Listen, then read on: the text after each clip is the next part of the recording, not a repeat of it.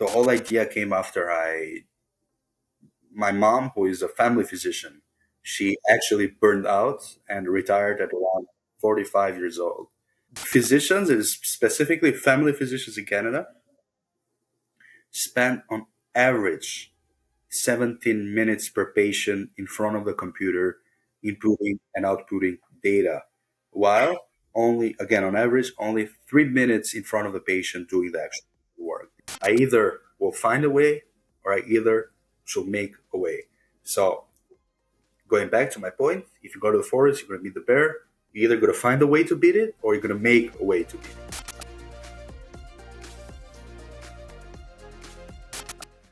Hi, and welcome to the Wired Wisdom. My name is Jan, and welcome to my podcast. Today, I have a really interesting guest called Hi, Luka. how's it going? Hi, You're Luka. live on my Instagram. Oh, hi. Hello to all the viewers on Luka's Instagram. So today we will be discussing AI, and we will be discussing AI in a world we never, or actually I never had the chance to really go or deep dive. It will be a connection between AI and the medicine. And I'm really looking forward into talking to Luka and ask him really, questions and go a little bit inside of the processes, but also his vision, how he thinks about AI in the medicine world. So, hi, Yeah, Luka, one thank you more so much. time. And it's a pleasure being here with you. It took us some time, right, It's, to it's actually record April. this It's the first podcast. time we met it. Now we're in Yeah, July, so it took us a long time, actually. But again, it's going to be worth it, exactly. I hope. Definitely. I had 3 Exactly. months to prepare, so it better to be. So let's go. Luka, I already started to discuss this, that you are a founder of a company. Can you tell us a little bit more about what you actually do and Sure. what your company is about? So for people that don't know me, I'm CEO and co-founder of DolceRat Health, which is an AI healthcare platform. We build Mm-hmm. different AI features uh, within the electronic health record systems of mostly clinics, and focus most on helping family physicians become more efficient, save more time, and the bottom line is to get and give better care for the patients, so better patient care. So that's pretty much the bottom line, and we're doing Mm-hmm. that through using and utilizing a lot of the AI models, and creating our own LLM, large language model. So the whole story and whole idea came. I'm 20. I'm 23 years old right now, so I just graduated from Mm-hmm. university. Uh, you know, the whole idea came after my mom, who is a family physician, she actually burned out and Mm-hmm. retired at around 45 years old. Mm-hmm. So very young, right? And we Okay. that really made me think about what are the problems in the healthcare system here in Canada, but not only in Canada, but also globally. What are the biggest problems that we can find and we can see, right? And Mm-hmm. one of the things that really shocked me was that actually there are, only in Canada, there are 10,000 doctors who burn out and retire every year. And this was Mm-hmm. that was outrageous in my opinion, right? I think the Mm-hmm. healthcare system has Yeah, it failed us is. completely. So we really, really love to change that. On the meantime, also I'm the host, as you are a podcast host. I'm a host of Tech Odyssey podcast in partnership with Microsoft and Microsoft for Startups. It's on their Mm-hmm. YouTube channel, Microsoft Mm-hmm. Reactor YouTube channel. And when I host other technology leaders and talk about their stories and how they became founders, CEOs, investors, leaders in the community, and Mm-hmm. everything, right? So Mm-hmm. I have a big Mm-hmm. experience in technology, and I would love to talk to you more about it today. Okay, cool. Like it sounds actually, I don't know how to actually explain. Yes. I'm living in Poland, and I know that the healthcare here is broken as well. Not from the patient point of view. You get really good healthcare. We have insurance, right? So not this part, but I see many doctors and many times when I go to some visit that the receptionist and the doctors spend 90% of the time typing on the computer, right? They do the diagnosis, they are searching for medicine and some pills and so on, and only around 10 maybe 15% of the time talking to the patients.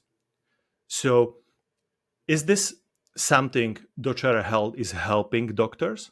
Like, is that Yeah, you know, it's funny. I love Poland. By the way, beautiful country.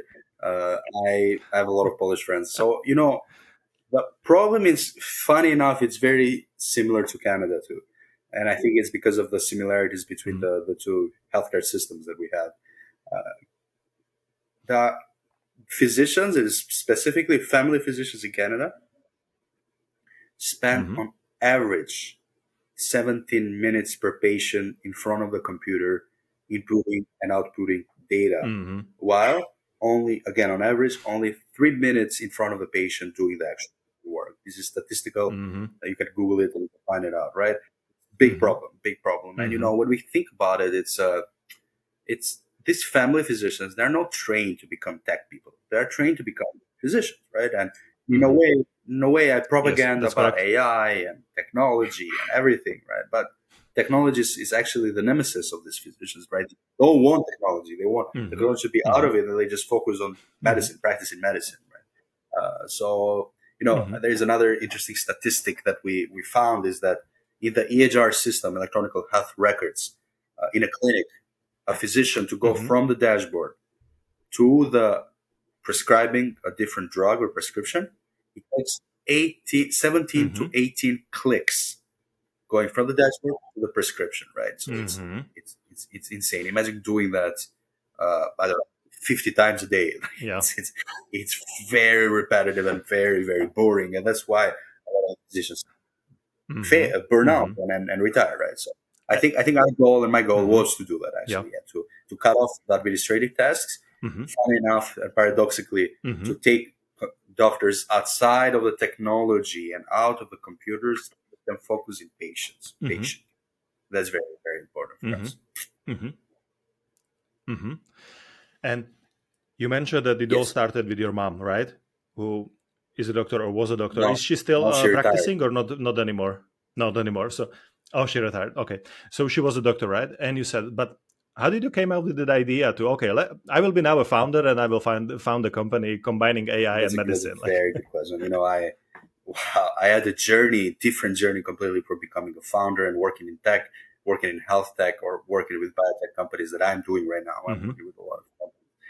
You know, mm-hmm, my journey was to become a doctor, and as every immigrant mm-hmm, child, I'm from Albania originally. Uh, I came here in Canada, and I wanted to study, mm-hmm, become a doctor, get my degree, open my practice. Right, that was the goal.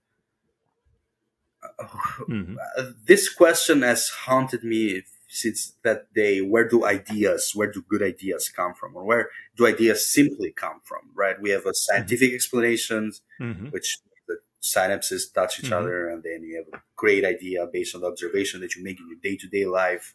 I get that, I understand that, right? mm-hmm, But there is also a mm-hmm, philosophical explanation which I really love, and this is mm-hmm, what John Locke, English British philosopher, and René Descartes, the French philosopher, basically discussed between each other, and they mm-hmm, understood.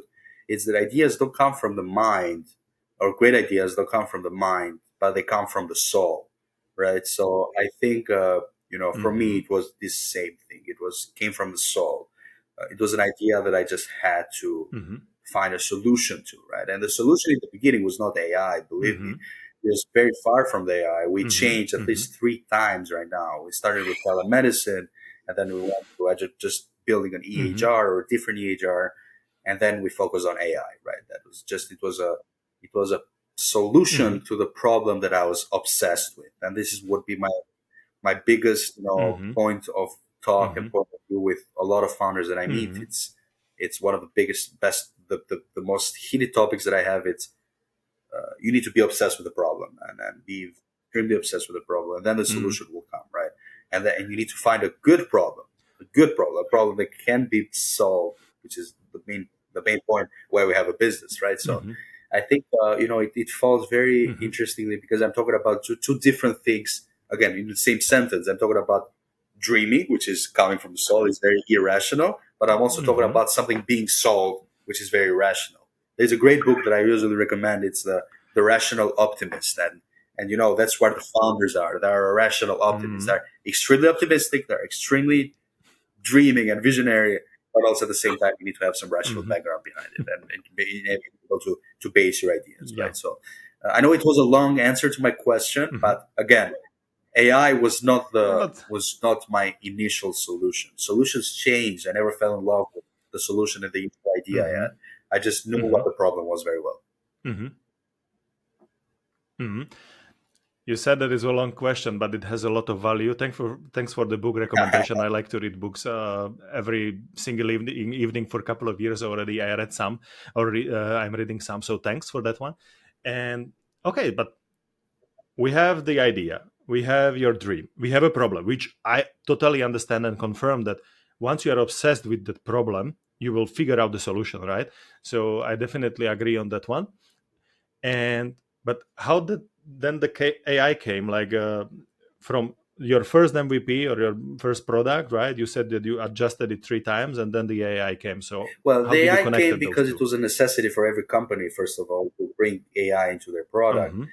But it was more than just that. We tried to Mm-hmm. do something very different, very unique, and we saw AI as a Mm-hmm. good, again, as a good Mm-hmm. solution, as a good tool, as a good resource to solve this Mm-hmm. problem in an easy way and in a very effective way. And we did. We actually did. We found a very good solution through the AI that we're doing, and yeah, we again, it came as a trend, as a hype in the beginning, but it became more than just that. It became a, a Mm-hmm. cardinal or a very important uh, Mm-hmm. part of our system, of our Mm-hmm. platform. Mm-hmm. Okay. And can you share a little bit of DolceRat Health, this company which is like open for business? You Yes. have clients, right? So can you share like some early maybe statistics or like how doctors are changing their work thanks to your Well, the solution? biggest statistic that I can give is that just through some early pilots that we did in the beginning, we could have saved family Mm-hmm. physicians around 2 hours per day, which is really insane, and increase their Mm-hmm. revenue by Mm-hmm. $1,000 per day. Right. So this statistic is Mm-hmm. great, especially here in Canada. And again, I've been working very closely with government, with Ontario Health, which is the government Mm-hmm. body here. Ontario Health means the Mm-hmm. cities, especially city of Niagara Falls, is a big supporter of any new technologies, any new innovation in the country. I've been working along these institutions to make sure that we do something bigger than just helping one physician, but we want to create this model that will help all the Mm-hmm. physicians in the whole country. Right? That's my goal. That's again my Mm-hmm. vision and my dream, and Mm-hmm. it's pretty doable. We're going through the right steps to do that to make that happen. Right? I think it's funny Mm-hmm. how much you can change and how much better you can make someone's life, and especially the physician's life, if you do just some small, Mm-hmm. very very simple changes when you see it from the first time, right? But very important ones because you can Mm-hmm. actually Mm-hmm. help doctors, physicians, not only have better lives, Mm-hmm. combating burnouts and everything, but Mm-hmm. also make the patient care better, right? So we increase the percentage that the physicians spend on per hour seeing patients. Again, Mm-hmm. we're talking family physicians. That's my niche, basically. Family physicians, family doctors. Uh, from Mm-hmm. 7 minutes per patient in average, again on average, to 15 minutes per patient, right, in front of the patient, rather than just what on TV on computer Mm-hmm. and inputting data and outputting Mm-hmm. data. And this is again this statistic for Ontario. So in Ontario, which is one of the provinces of Canada, we increased from 7 to 15 minutes, which Mm-hmm. is a great one. It's a great statistic Mm-hmm. because for those 8 minutes that they win per each patient, they can do a lot of more stuff. Mm-hmm. They can either put another patient there, like they can see another one more patient, which is another problem Mm-hmm. in Canada. Uh, Yep. Canadians don't have a family doctor. There are around 3 to 4 million Canadians who do not have a family doctor right now, right? So that can fix that. Uh, they can either go home quicker, they can finish quick and they can go home, or they can spend more Mm-hmm. time with the patient itself, Mm-hmm. right? If they need more help, if they need more comfort, they can actually spend a lot of time, right? Especially the elderly people, they have Mm-hmm. a lot of need for comfort from the physician, right? It's a necessity for the older generations. So having the doctor spend 3 to 7 minutes only with you, it's a it's it breaks their Hmm. heart. So I think focusing on fixing that and helping physicians give more time to these people, which by the way, physicians love to do that because that's what they're Hmm. trained to do. It will give Hmm. a big boost to the medical system, healthcare system here in Canada. Hmm. Yeah, it all sounds amazing. I can tell you. And just out of curiosity, I was listening to you and I was thinking, like, when you pitched your product to the doctors, have you said to them that I will increase your, time with the patient from 3 or 4 to 7 or 8 minutes, or was it something that came naturally? Because there is a second part of the question. Because when I tell people my automate solution, automatic solution, because I'm working and combining AI with digital marketing can save you 2 hours per day, they are saying, oh, that's not so much, like they are surprised. So how doctors are perceiving, or how you Oh, those pitch that hard, those hard. product? Physicians are usually skeptical by nature, and especially when a kid goes to their office and tells them what to do. You know, they're gonna. I've seen some stuff. Let's put it like that. I've Okay. been told to shut up or told to just get away or get out of the office a lot Okay. of time. But it's part of the process. It's part of the hustle. Hmm. So I think Yeah. the main thing that when I talk to physicians is that them themselves are coming to a point, specifically in Canada. I don't know how it is in Poland. They need to change. They need a change. They need an Hmm. efficient way because they're burning out and they can feel burning it out. Hmm. And specifically people that are doing too much, physicians that are doing too much, younger generation of physicians who know technology very well and who know the potential of Hmm. technology, it's also Hmm. very important to pitch to them. So it was not so much about the pitch itself, Hmm. it was more about the targeted pitch and targeted people that we started at the beginning. And in the beginning, we Hmm. had the help, and we're working right now and help with also with the government to help us pitch this. But in the beginning, we pitched a lot to the younger generation of Hmm. physicians that are Hmm. actually Hmm. having a lot of trouble in their practice, right? So that was the Hmm. key. In Y Combinator says very well. Michael Siebel, the former CEO of Y Combinator, says you need to find a problem where someone's hair is on fire. Like when your hair is on fire, you would even buy a brick to solve this problem, right? So the same way, you need to find someone that hairs is on fire to solve this problem, and that's what we did, basically, right? So Hmm. in the beginning, at least. Hmm. But yeah, Hmm. of course, I put some statistic into it. In the beginning, we didn't have statistic; we just talked very general. But it was more talking to the Yeah, heart. of They really course. like the story of Yes, my of mom course. Hmm. because it's very personal, Hmm. right? So it's something that really happened to Hmm. me, and they can really relate to. Yeah. Hmm. Yes, it's genuine, definitely. And just again, out of curiosity, like, how do you envision DolceRat Health like going into future? Like, is somewhere in your vision that one day the doctors will just treat patients without doing any stuff, like Oh, mechanical that's great. writing, clicking, and so That's on? a great question. I don't know. I'm thinking maybe of the AI industry, how fast is growing. That's what your question is, basically. Uh, Hmm. Yes, it is because, for example, I can imagine that a doctor has, I don't know, a recording device right next to him. It can be phone, it can be computer, whatever, switched or hooked into solution, right? And is listening all the time. And then at the end of the, I don't know, conversation of the patient and the doctor, it just gives solution, or writes down all the data, includes it to that into the, sends it to the database. And so the doctor can really only cure and discuss whatever problems the patient to has. be So that's fair, part of the. uh, Hmm. I'm going to answer you this question a little bit differently from what maybe a lot of people expect. Hmm. I don't think that's going to be a great solution. I don't think replacing the doctor will be a solution. It might happen. It might happen. I think it will happen at some Okay. point, but I Okay. don't think I don't think it would be the Hmm. right thing to Hmm. do and the good thing to do. Otherwise, I have Hmm. always been a bit advocate of some concepts, and in technology, in medicine, in science. I have a Hmm. science background. I studied Hmm. biochemistry in university, uh, in Hmm. Hmm. engineering, in philosophy. Everything is concepts. Concepts are very important, right?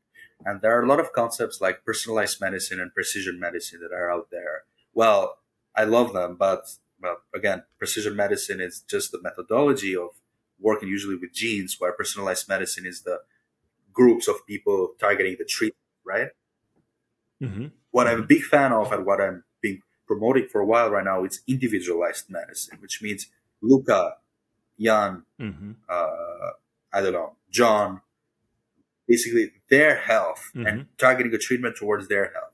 So basically, a better, a smarter solution for the healthcare Mm-hmm. system in general. It's focusing on creating a more proactive healthcare system rather than reactive. So what I mean Mm-hmm. by that, you don't need to have robots in your Mm-hmm. clinic. You just tell your patients basically to take care of themselves first, to check themselves first before coming even in the clinic. You know, here in Canada, at least, I don't know how it is in Mm-hmm. Europe, but in Canada, the job of family doctor, not everything, but a big portion of it can be done and can be taught to nurse practitioners and pharmacists, and they're already doing the same stuff, right? So family physicians have to up the game, have to Mm-hmm. read research, have to do more complex solution to this problem, and not let you go to the specialist, but catch the Mm-hmm. problem that can be caught, of course, right off the bat, right off the door. And teaching this and creating more innovation towards a more proactive system is the future. Preventative care, in my opinion, is the Mm-hmm. future and should be Mm-hmm. the goal for all the countries that want to produce an efficient way of producing healthcare, can want to save money, and I can actually direct Mm-hmm. pharma or other institutions or other key players into the right target or right process. It's actually focusing on reactive. I'm sorry, proactive rather than reactive Mm-hmm.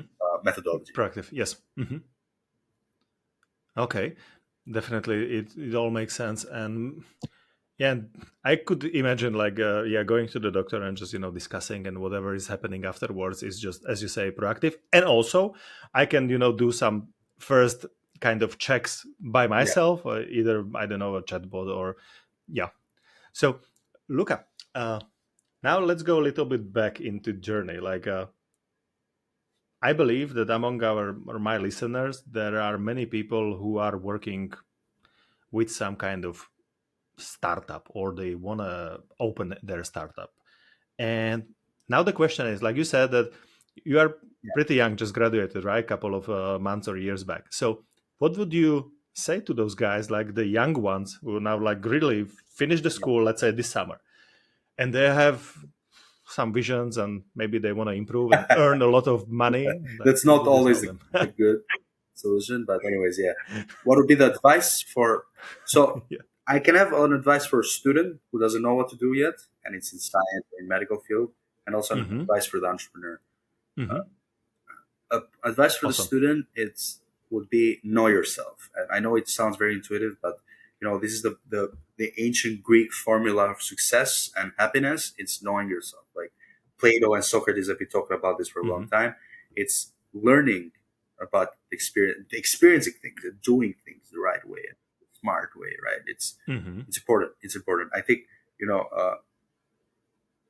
what one of the best things that I did early in my life was trying a lot of stuff, trying art, trying sports, trying Mm-hmm. medicine, trying literature, trying philosophy, chess, a lot of stuff, right? It shows you, and that's when you truly can learn about yourself and learn about your passions and learn what bother you and bug you and learn what makes you Mm-hmm. sad and learns what makes you angry. And then we go to the point of, yeah, now you know what your soul is telling you, and then you can choose the right direction in life. And this is Mm-hmm. advice that I'll give to both of the sides. If there's a student that doesn't know what's happening, or a young person Mm-hmm. what's happening, but also for the young Okay. entrepreneurs or the aspiring founders. And one specific one would be also another thing for the student is you know uh, risk, try new things that might seem stupid or might seem very weird to do. This is specifically for the young people Mm-hmm. because that's the best time to do that. Right, it's the best time to try new stuff, and then when you become 30, 40, 50, you're going to have time to settle down most probably, right? But Mm-hmm. now try to risk it, try to some Mm-hmm. adventures, try to do things that you always wanted to do, right? Well, when I'm talking about the young founder, uh, of course, money is a good motivation, but it has to be a higher purpose. I believe in that. I believe in God. I believe that there should be a Mm-hmm. higher purpose on things, right? You can call me idealistic, you can call me dreamer, but I really believe in that, and I think a combination, a mix of that, of a higher purpose to do something, Mm-hmm. and and a rational, again, the rational optimist, the rational background of doing stuff. And if you want to do something in medical field, I told you before. Focus on building Mhm. Mhm. proactive healthcare system. That would be a good train to catch right now. With AI, you can catch it very good Mhm. and very easily, and always have Mhm. that higher purpose behind you. That good value Mhm. based company that you're building, because healthcare needs that. No, you cannot create a Mhm. innovation in healthcare by focusing on making money. And I'm sorry to say, healthcare is not the right Mhm. industry to do that, right? Because you're dealing with patients and you're dealing with physicians, which are very noble people to deal Mhm. with, right? So I think that would be my only advice for all of this. All of this, and I'm going to close it with Mhm. end it with Charles Bukowski's quote, which I always say it: "Don't do it, but if you do it, go all the way." So you can make up your mind to do something, do it. Mhm. Even if you fail, take the experience and Mhm. build something else. Definitely a good advice. I like to do that. What you just said, like myself, like I also experienced a lot of things. I transitioned from corporation, from training and development to being a digital marketer. I built up some websites as well, SEO and optimization and so on. But I still tried those things. I went into depth. I really tried to learn as much as I can, collect feedback, and then improve. So I knew myself, and now I know myself better. I consider myself to be as a Yeah, generalist. yeah, So my mind is changing. I have a book, you know 25 project ahead of me, and I need to choose which one to go because my mind is like working yeah. every day a new me or a new project. So definitely understand. Thank you very much for the tips. And now another world, like you said that Yes, you are a host yes. of the podcast, right? I got to say. And the question is, I'm having a podcast as well.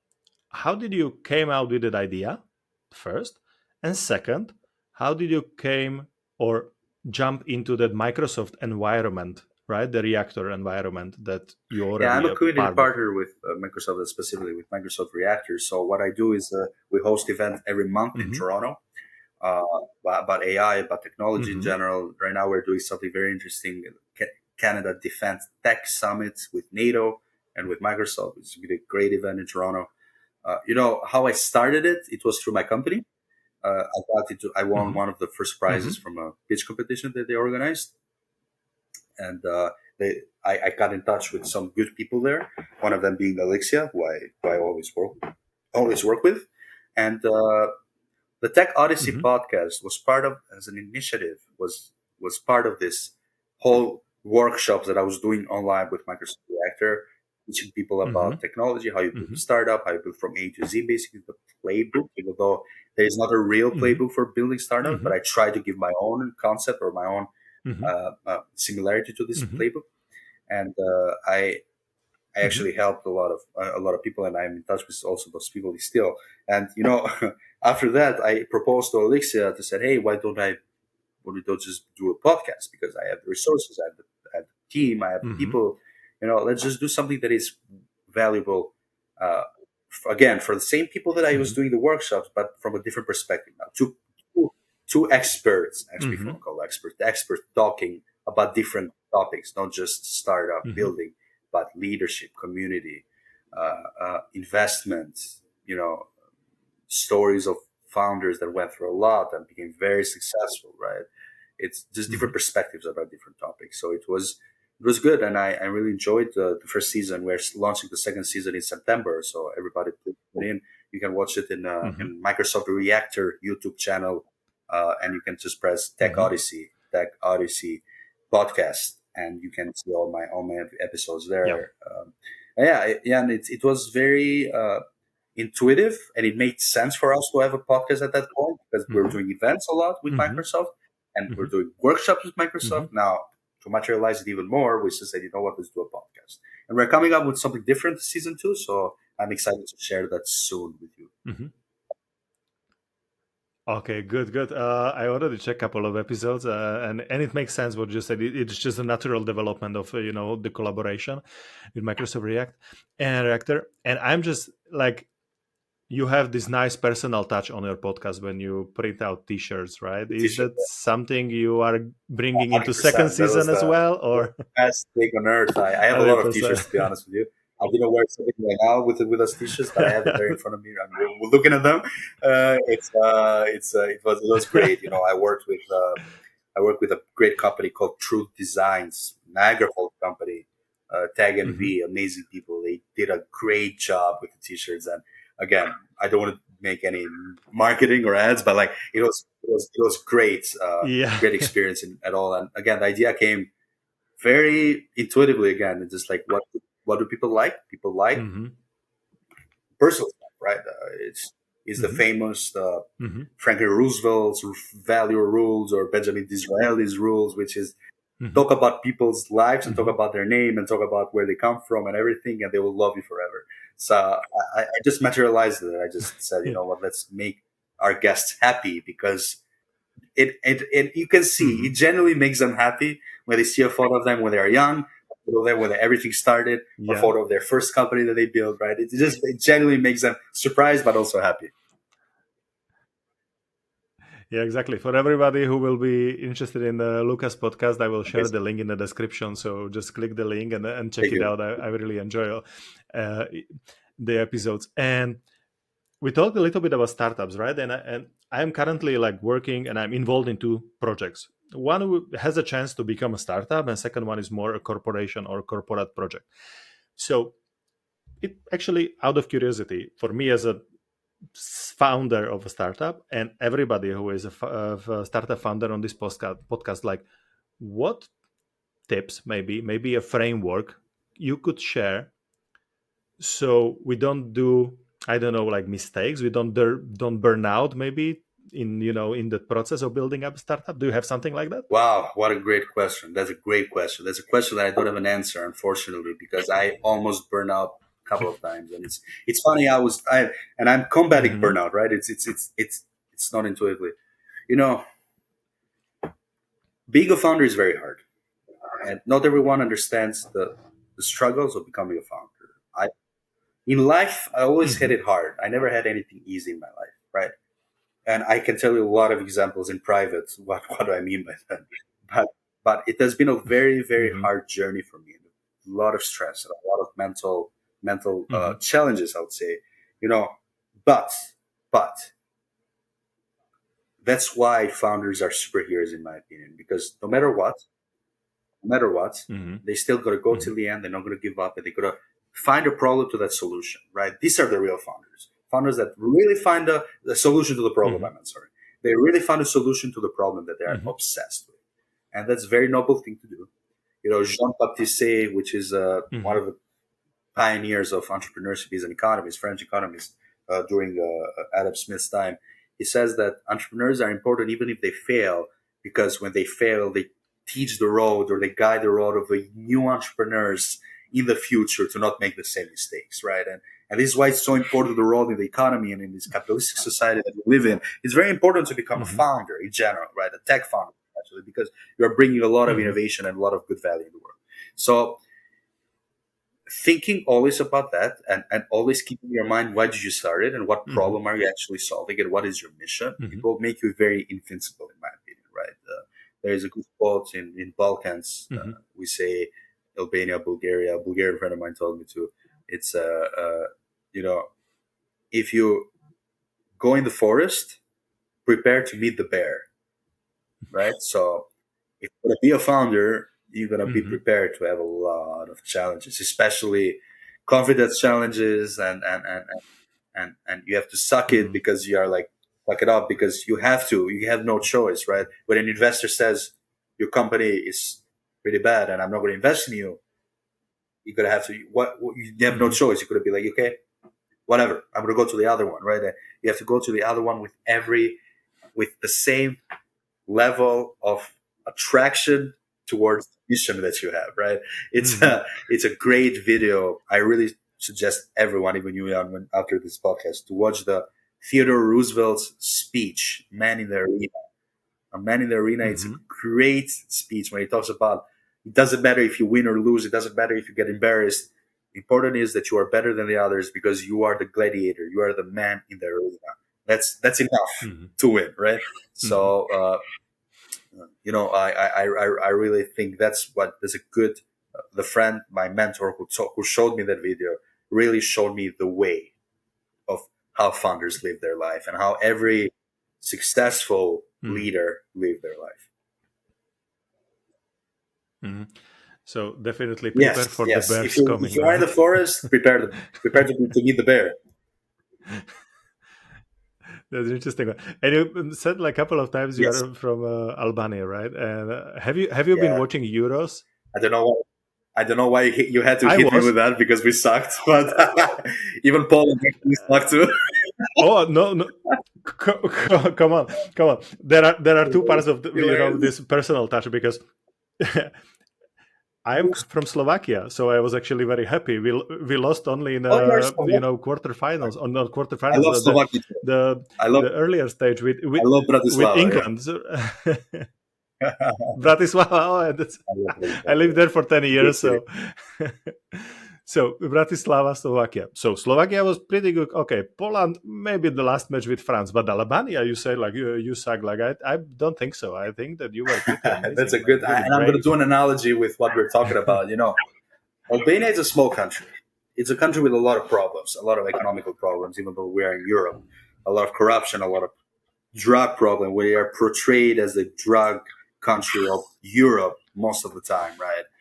But we have to understand that Albania has a lot of talents too, because yeah, even though we're poor Hmm. and even though we have a lot of problems, there are a lot of good people, a lot of clean people, a lot of people that are very patriotic and care about their country in foreign countries, right? So most of the Albanian players played in Italy Hmm.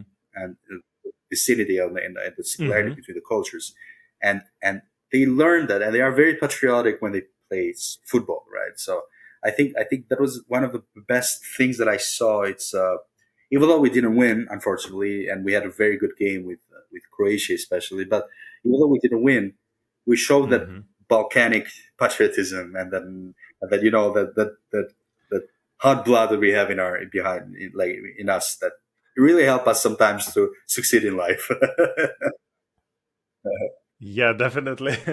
I can confirm that the stadium was full of Albanians, and you could feel that 100%. vibe, right? That so the hotness in the blood, Again, it Slovakian was really are not visible. different either. Like we're And very near, so it's still it's uh, again it's not as we're not you're not as Balkanic as us. Even Slovenia is not, but it's still it's pretty similar type of mentality of hustling and very stubborn.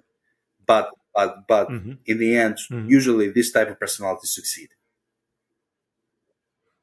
Yeah, there is just one small like difference I see between, for example, Yeah, let's say Albania, from what I have seen on yeah, Euros, and in Slovakia, what I have seen on Euros, that they played well for the 60 or maybe 17 minutes, but the last 20 or 30 minutes were like really boring. They thought that, oh, we are confident, we will win this game already, or we will have a draw with, I don't know, Ukraine, right? And then they lost. And this is what is happening in the founder's life, and that's right. a lot of my colleagues and other entrepreneurs I see, that they are not persistent enough, right? So they either quit or they don't take risks. Like you said that, oh, I definitely Yeah, recommend you taking risk, right? All the students and young people. We as a Slovaks, we don't like to risk. Like we were used to be under yeah, Hungary for historically thousand speaking. years, right? So there was Austria, yeah, and that mentality stem. When I now live in Poland, it's totally different mind. Like Polish guys are like really feisty. They would fight the hell out of everybody. They don't, They're not scared. take any any prisoners. Exactly, and this is in That's funny. businesses You as know, you well. know what's the thing? I think Slovakia, Slovenia, north of Italy, Spain, UK, Hmm. Denmark, all the Western countries in a way, right? The Westernized countries, Hmm. they are more Hmm. comfortable, right? Because Hmm. again, the nepotism is still a little bit there. The last name plays a role, right? And these are problems that are, as you said, Yes. these are like 600, 700 years of problems of mentality that were ingrained. While when you see Yeah. countries like Albania, Correct. like yeah, we've been in Hmm. war for most of our lives. we're a country in 1912, and even after Hmm. 1912, we were attacked. Again, I'm a history buff. Hmm. You must have known this based on my Hmm. story. I had a history podcast before this. Like, Albania has been into, like, we after 1912, which was the last country that came out of Ottoman Empire. You know, we still we had Hmm. a lot of attack from Greece, from Italy, from Serbia to get basically divided. Hmm. And then after that, we had communism for 45 Hmm. years, which destroyed us completely, right? We had never had peace in our life. So of course, our mentality is a little bit more fighters because we have to fight, right? It's back on our mind that we have to fight, we have to win, right? And it's not the same for a lot of the Hmm. westernized countries. I see it here in Canada too. It's like very laid Hmm. back, not take Hmm. risks, have a simple, boring, Hmm. uh, you know, uh, almost similar life with everyone else here. Not everyone, of course, not everyone, but the mentality of an immigrant is completely different, Yeah. completely different. And Hmm. and it doesn't matter Yeah, if it you're is. Albanian, if you're Slovak, if you're Slovenian, if you're an immigrant, you are the same mentality as those Albanians that fight for themselves, right? Like it's the same thing because you're in a new country and you have to make it. This was something, and I'm Yes. going to go link it back with the beginning of our conversation. This is something that helped me a lot Hmm. uh, to do. Like I had no Hmm. choice, basically. Again, I chose to walk in the forest, so I had to meet the bear. So I had no choice. I had to go through this route. I Hmm. had to go through the challenges, right? And when you go with that mind, with that mindset, of course it will be hard, but you're not going to give up easily. That's all I'm going to say. Hmm. Yeah, definitely. I like how this conversation is going. Looking at the time, Of we course, we still can continue in like finding the differences between nationalities. And also, I'm just looking at our notes, and one of the thing is I have marked in the first conversation is a question like, what would you do if you would need to start again, going back to the business, going back to DolceRat Health? it's like Jensen's, the founder of Nvidia, said, "I wouldn't start it. I wouldn't do it. If I was mentally good, like in a good space, I wouldn't do it. Like I would be comfortable, right? That's what we said. I would be comfortable. The Mm. fact that I started at that time, at that moment, made sense for me to do it, right? But again, hypothetically, just to kind of like feed a little bit our imagination, I'm going to answer the question. I would say, Hmm. with the experience that I gained, Hmm. I'll be very careful who I trust and who I don't trust. I'll be very careful who I bring to the team and I don't bring to the team. Hmm. I'll be very careful with choosing the right investors because it's very important and they can actually destroy your company, Hmm. even though they Hmm. come as a savior. I would be also very Hmm. keen to the idea of launching quickly. Doesn't matter if you suck, doesn't matter if you're crappy, launch it, Hmm.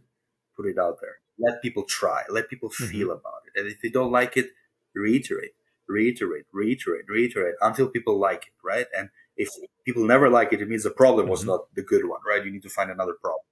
So I think, Hmm. you know, Hmm. it's important to do that. And also, the last piece that I would do differently, of course, which I didn't in the beginning, and we lost a lot of time in that. It's focused locally, the easiest one you can find, the easiest customer that you can Hmm. find locally, and then expand globally. It's the Uber Eats example, right? Uber Eats Hmm. started, and Uber itself started in San Yes. Francisco, an apartment, started with some drivers, Yes. and then they copy pasted the same model everywhere in the world. They copy pasted in California, and then they copy Hmm. pasted in, I Hmm. don't know, Nevada, Washington, and then in US, and then in Canada, and then in the whole world, right? That model works, and it's the best That's model correct. to, in my opinion, that's the best model to follow. Hmm. Hmm. Definitely makes sense. I was always like asking, how come Uber is not here? But they Exactly, were they were not not ready ready. Exactly, there, they were not ready. in Right? States They had a lot that of things to time. figure Yes, out yet. exactly. Yeah, So, mhm.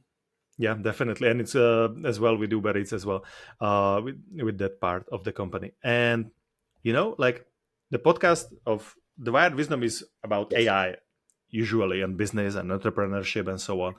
And do you use AI for your oh, daily of course, whatever basically planning, all the time. Yeah, creativity, and of so course, on? I have to. It became a Uh, big portion of our lives, actually. became. And can you share like what tools they are using? Is it ChatGPT I'm or pretty you're using rusty when something it comes else? to this stuff. Even though I have a tech company, I like to use ChatGPT mostly. Microsoft's Copilot, Mm-hmm. I use it a lot, and these are the only tools Mm-hmm. that I use. To be Mm-hmm. quite frank, that I can think of. Of course, I play a lot of chess in my phone, so Okay. there is the chess AI, which it's not really AI, but it's just like way to train yourself, right? It's not very efficient about your work life. Mm-hmm. So we use AI all the time, right? All the time. Siri, it's a concept of AI, for example, right? These are Mm-hmm. things that we use, but actively using AI platforms, the big ones, is always ChatGPT and GBM and then Copilot. It's a very big portion of my Mm-hmm. life, actually. Mhm. You are the second person in the last 1 week when somebody said to me like, "I play chess. Yeah. I like to play chess as Okay. well." In front of me, So we I have the sometimes board. need to play online. Oh yeah, okay. We could play Okay. this one until end of this Yeah, podcast, no, right? Like I got move into me. chess actually very. Again, I used to play when I was a kid, but I forgot it a lot after that. I got into chess through my Mhm, friend Zach. He was my roommate. Great mhm, guy. He's a YouTube creator now, very famous on chess. And he got me into chess a lot, and then I after that I couldn't stop playing every day. mhm. Yeah. Have you ever used like a ChatGPT, for example, for playing chess? Like, have I you, tried I it. don't I know, tried it. I tried imported it, some? and I Yeah, try. won. It's And funny. how It's did it? crazy actually. Yep. I won through using ChatGPT. But you know, the point is that it's like Google, right? Google unfortunately made us very slow. Instead of actually going through the books and reading Hmm. about stuff, we had to search them. We have it in our hand, right? Hmm. I I try to not make AI to make me that again another layer of slowness, because it will make me Hmm. very not able to live life if we just base everything on technology, right? Again, I'm the biggest advocate for technology and innovation at the same time, but using it, Hmm. abusing with it, it's not the right way to do it. Oh, that's a good tip actually. I can tell you I was almost like fell into the trap when I started to use AI, and now I need to claim to either my mentor or my partner or my colleagues that for this Wow, project I haven't that's used great. AI, right? And I need to hold myself back. Like, okay, I am not asking ChatGPT or Claude. That's something I am using like really recently very often. So Claude, I'm not asking them to find me or bring me a solution. I use it for automatization, right? Like to really speed up the processes. But for the creative piece, I like to go back to my non-lazy me, and And that's the like point of try to AI too, little and that's bit the point think. why it got developed after Jeffrey Hinton, and that was the goal of Mhm, Jeffrey Hinton. Of course, it was to make humans more efficient, mhm, not lazier and not dangerous, right? And mhm, that's the biggest debate right mhm, now when it comes to ethical considerations of AI. It's to be more efficient, mhm, to help us gain more knowledge, not to help us regress on the evolution and on the knowledge path. mhm. And it makes sense, and that's why one of the startup I'm like working on is mostly about that one, to speed up processes, right? To make things that we can do faster, like really faster, so we don't need to think about that one. But still, you still need to put some knowledge in, and you still need to think, right, when you do that. And yeah, and I and I believe, and I on one side, as you say, I preach I definitely recommend to people to use it, to think about the ways how they can use artificial intelligence in the companies to speed up processes, to make faster sales, to grow their businesses. But still, the question mark is like, don't be lazy and don't try to use it for everything, Yes, because it don't doesn't be work like dependent that. on it. Yes, don't be dependent. That's the correct word exactly. And and you say ChatGPT, okay, I said I jumped into Claude. Like I can, if you haven't used it yet, and then I recommend it to you. It has little bit different level of empathy, and that's something what one of my guests actually told me, that imagine Claude has empathy and it can like Well, that's communicate that's differently. that's a problem. That's the messed up thing, right? I was reading the novel Yuval Novel Harari, the author who wrote *Sapiens*, right?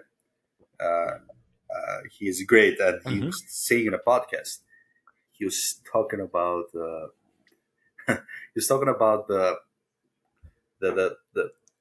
AI in general, right? And he said that AI, it's intelligence. It's not a being yet, right? It's a Hmm. UFO. It's a Hmm.